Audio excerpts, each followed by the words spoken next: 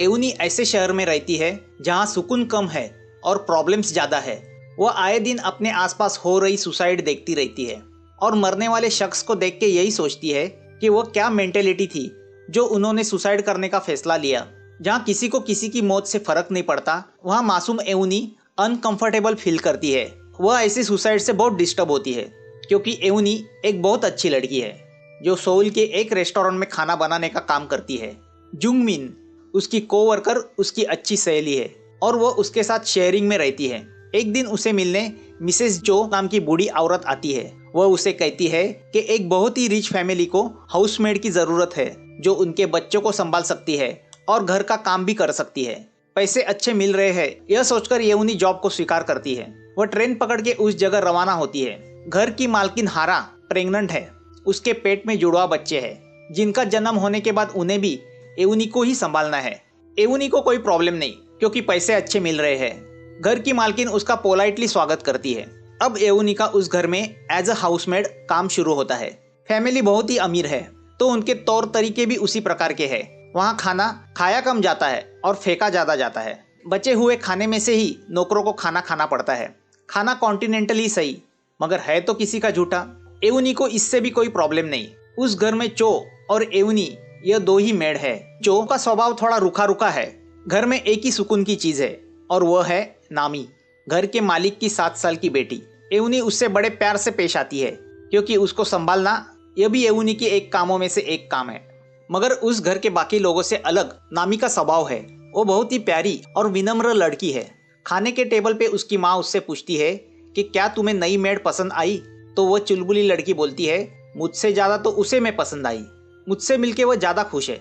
रात को घर का मालिक यानी हुन घर पे आता है। हुन एक बड़ा बिजनेसमैन है। वह आते ही एवनी से मिलता है। वो उसे खुद का इंट्रोडक्शन देता है और अपनी बातों से एवनी को प्लेजेंट फील कराता है। दरअसल वो उसे घूरता रहता है। अब दूसरे दिन से एवनी घर के मालिक की सेवा में लग जाती है। रात को एवनी बाथरूम साफ कर रही होती है तो हुन उसको उस अवस्था में देख के इरोटिकली फील करता है। वो उसको स्माइल देता है। वीकेंड को हुन फैमिली उनके फार्म हाउस जाती है। साथ में एवनी भी होती है। वहाँ एवनी नामी के साथ स्विमिंग पूल में नहाती है। रात को हुन अपनी बीवी के साथ इंटीमेट होता है मगर प्रेगनेंसी की वजह से वो उसे प्रॉपर सेटिस्फाई नहीं कर पाती। अब अपनी प्यास बुझाने हुन एवनी के पास आता है। एवनी उसके आने का इरादा समझ जाती है मगर उसे इस बात से भी कोई ऐतराज नहीं। शायद मेड के काम में यह सर्विस भी इंक्लूडेड है। हुन उसे वाइन पिलाता है और उसके साथ इंटीमेट होता है। अब इस वाकयात से एवनी में एक प्रकार का कॉन्फिडेंस आता है। हुन भी अब आते जाते एवनी पे नजर गाड़े है। एवनी का मेन काम नामी को संभालना होता है तो वह नामी के क्लोज आती है। उसे नामी का स्वभाव बहुत भाता है। नामी हमेशा एवनी के साथ प्यार और रिस्पेक्ट से बात करती है। रात को ऑफिस से घर आने के बाद हुन एवनी के कमरे में चला जाता है और उसे वाइन पिला के उससे इंटीमेट होता है। अमीर लोगों की वह एक आदत होती है, अगर उन्हें किसी के करीब आना है तो पहले वो उसे उनके बराबर का दर्जा देते हैं मगर काम खत्म होने के बाद वो उसे पूछते भी नहीं। अभी उनका यह सीन बाहर खड़ी चो देखती है और जान लेती है कि एवनी हुन के चंगुल में फंसती जा रही है। अब एवनी भी हुन के ट्रीटमेंट की वजह से खुद को उसके बराबर का समझने लगती है। उसका यह बदलाव चो महसूस करती है। कल की रात की सर्विसिंग के लिए हुन एवनी को चेक देता है जिससे एवनी को एहसास होता है कि वह सिर्फ नौकर है जिसे अच्छी सर्विस के बाद टिप मिलती है। एवनी के पैर फिर से जमीन पे आते हैं। इन सब बात का हुन की पत्नी हारा को पता नहीं। वह एवनी के काम पे बहुत खुश है। एक दिन चो एवनी को समझाने की कोशिश करती है कि मालिक के ज्यादा करीब जाने की कोशिश मत करो, तुम्हारे लिए वह अच्छा नहीं। वह उसे बताती है कि अमीर घर की मेड बनना मतलब एक घिनौना, भद्दा, घृणास्पद, बेशर्मी वाला काम है। वक्त पे समझ जाओ, इसमें तुम्हारी भलाई है। मगर एवनी उसकी बातों को सीरियसली नहीं लेती। एक दिन चो हारा की माँ मी से मिलने जाती है। दरअसल अपनी बेटी की खबर रखने के लिए मी चो को अक्सर बुलाती रहती है। चो उसे बताती है कि हुन और नई मेड के बीच शारीरिक संबंध प्रस्तापित हुए हैं और एवना के शरीर के बदलाव को देख के ऐसा लग रहा है कि वह प्रेग्नेंट है।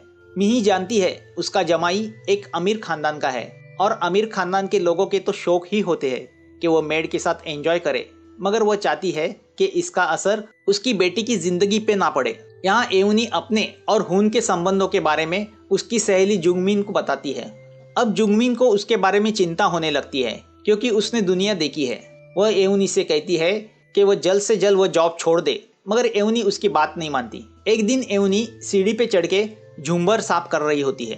तभी मिही वहां आती है और जानबूझ के वो एवनी के सीढ़ी को धक्का मारती है, जिससे सीढ़ी नीचे गिरती है और एवनी झुंबर पे लटक जाती है। वो हेल्प के लिए हारा को बुलाती है, मगर हारा नहीं जाती। आखिर एवनी का हाथ झुंबर से छूटता है और वो नीचे गिर जाती है।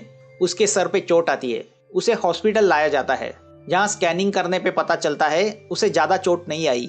इस बात से हारा अपनी माँ पे गुस्सा होती है, तो मी उसे बताती है तुम्हारा पति उसके साथ सोता है और वो उससे प्रेग्नेंट है।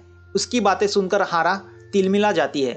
मी अपने बेटी से कहती है आज रात हुन अब्रॉड जा रहा है, एक बार वह बाहर चला जाए फिर मैं उससे निपटती हूँ। मगर उन्होंने क्रिएट किए हुए इन प्रॉब्लम का हमें ही सॉल्यूशन निकालना पड़ता है।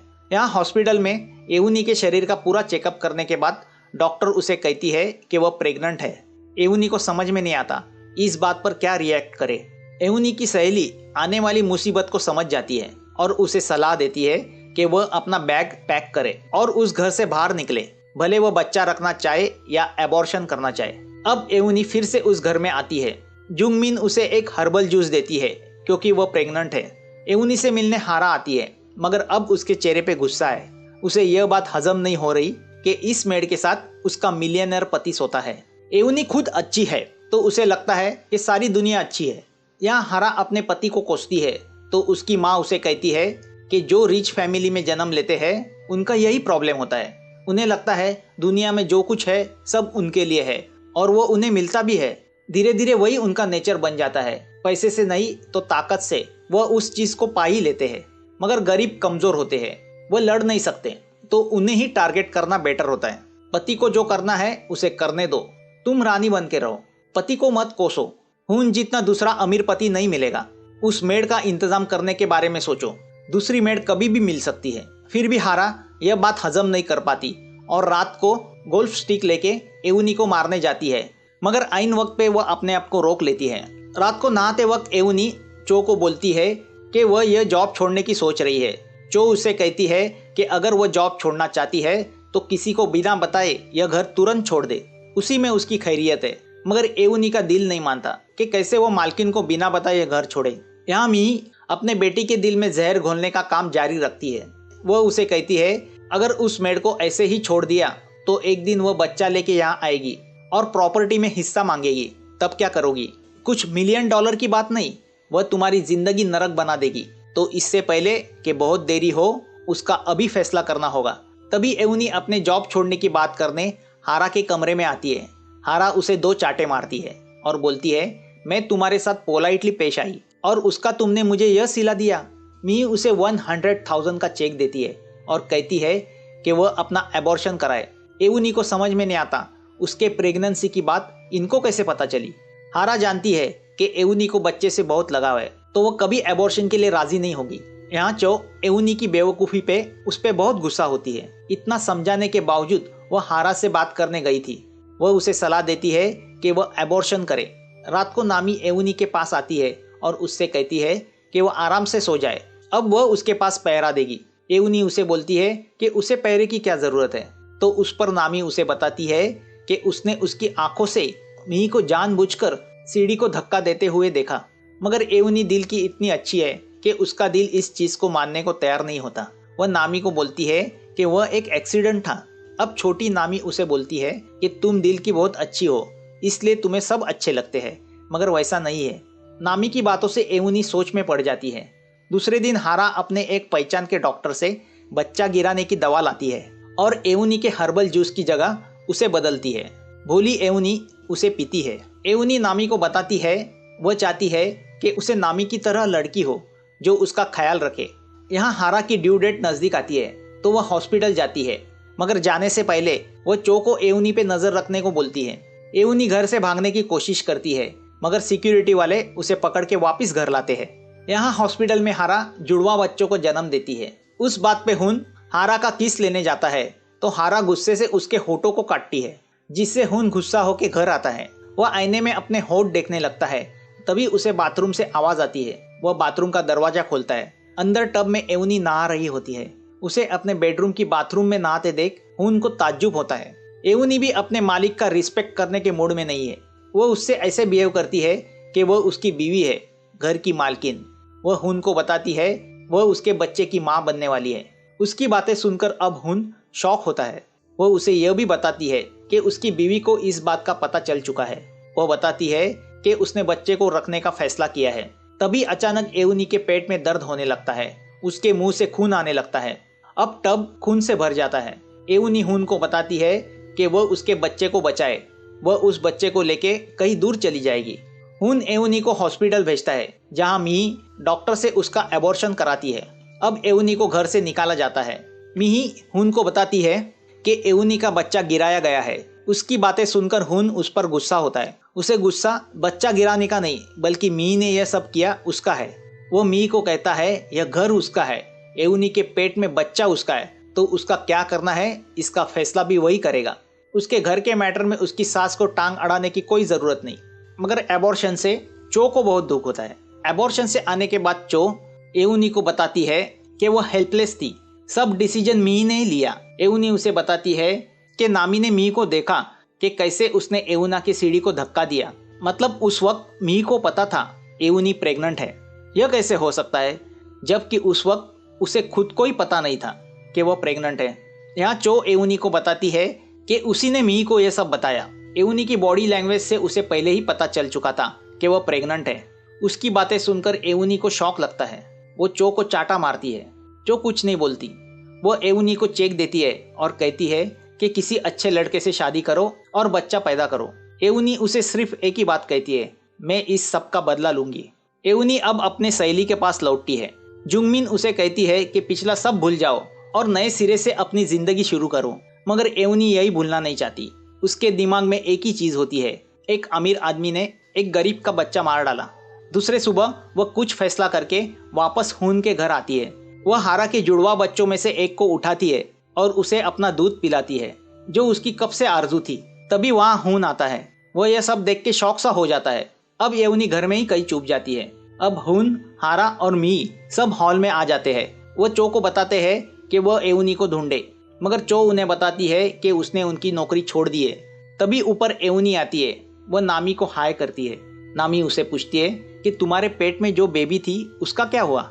एवनी उसे कहती है मेरी बेबी मर गई। हुन एवनी से कहता है कि जो कुछ हुआ उसका वह कॉम्पनसेशन देने को तैयार है। अब एवनी अपने गले में फंदा डाल के झुंबर से लटकती है।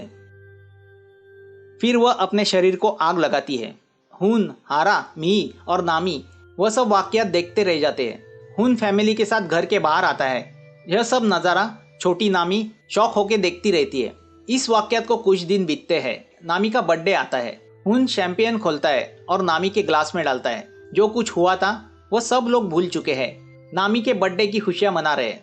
मगर एवनी की मौत का छोटी नामी को बहुत गहरा सदमा पहुंचा है। यहाँ एवनी ने क्या बदला लिया यही आप सोचते होंगे। तो बात ऐसी थी कि जब एवनी के रेस्टोरेंट के पास एक लड़की ने सुसाइड किया था तो वह वाकयात एवनी भुला नहीं पाई। उस हादसे ने एवनी को डिस्टर्ब किया था। उसे लगा कि वह उस हादसे को जिंदगी भर याद रखेगी। उसी तरह वह सोचती है कि अगर वह हुन के घर में उसके सामने सुसाइड करेगी तो हुन और हारा वह हादसा कभी भूल नहीं पाएंगे। उनके रातों की नींद हराम होगी। मगर वैसा कुछ नहीं होता।